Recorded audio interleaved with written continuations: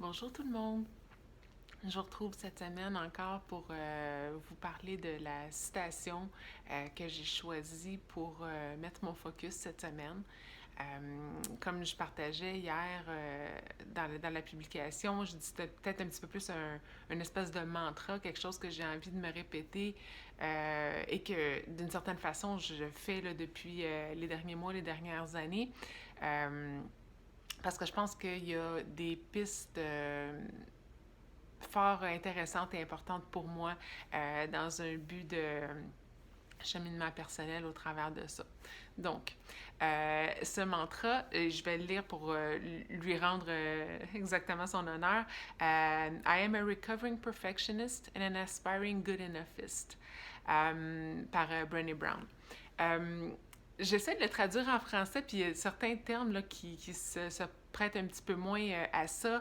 I am a recovering perfectionist. Dans le fond, je suis un peu comme les termes que j'utilisais, une future ex-perfectionniste, donc une perfectionniste en état de guérison, and an aspiring good enoughist, donc j'aspire à être good enough, il se traduit pas bien, mais à accepter, dans le fond, l'imperfection, dire que c'est suffisamment bon, c'est correct, c'est ce que je fais.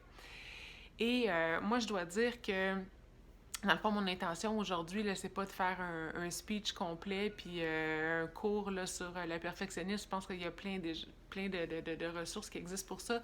C'est juste de peut-être semer une petite graine, une réflexion à certaines personnes que ça pourrait être un élément déclencheur. Et voilà. Donc, moi, j'ai grandi en pensant que le perfectionnisme était une qualité exceptionnelle et ma chatte qui miaule dans le fond et ça rend sa vidéo imparfait et c'est parfait, je ne le recommencerai pas pour ça. Donc c'est ça, j'ai grandi en croyant que le perfectionnisme était une qualité extraordinaire et je dirais même peut-être une de mes plus grandes forces.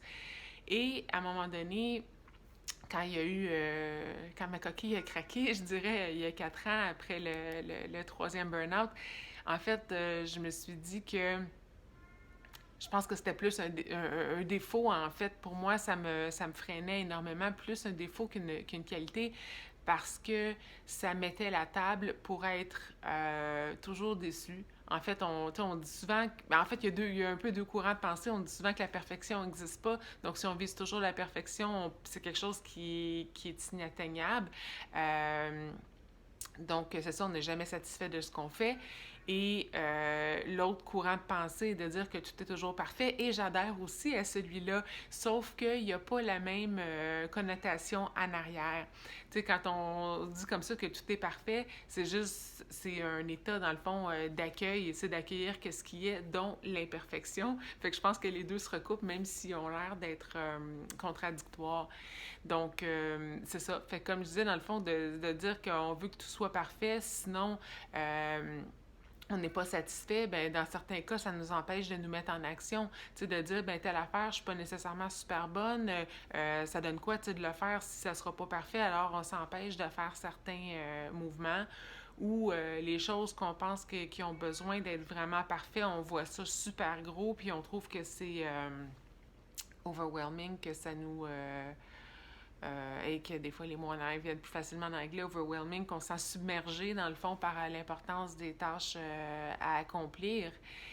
Et je pense que ce que j'ai réalisé aussi, le déclic qui était important pour moi, c'est que je me suis rendu compte que j'ai tendance à être perfectionniste euh, quand je fais quelque chose qui va être soumis à l'approbation des autres ou qui répond à une demande de quelqu'un d'autre.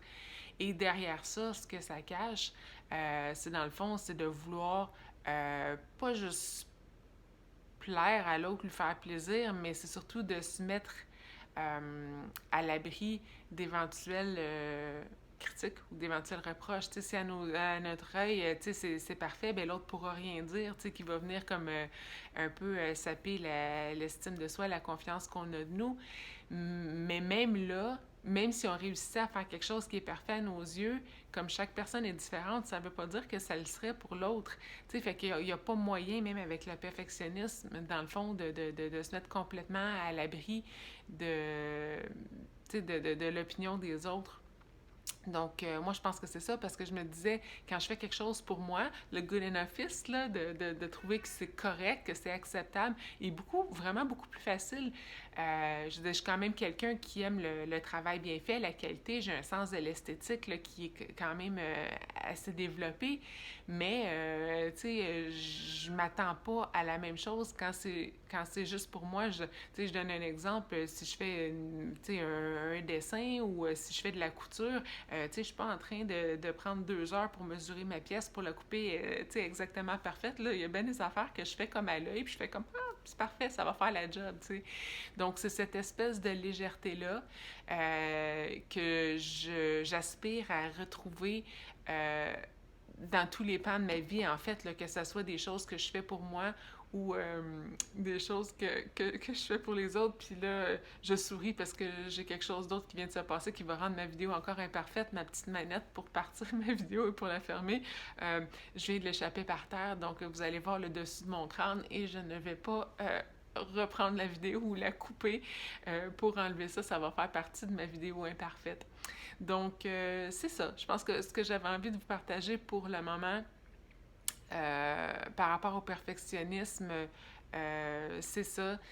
Comme je disais, il y a vraiment un gros potentiel de libération et de mieux-être qui, pour moi, se cache derrière ça. Et je suis certaine que c'est le cas pour plusieurs personnes aussi. Donc, sur ce, je me penche pour aller récupérer ma petite manette.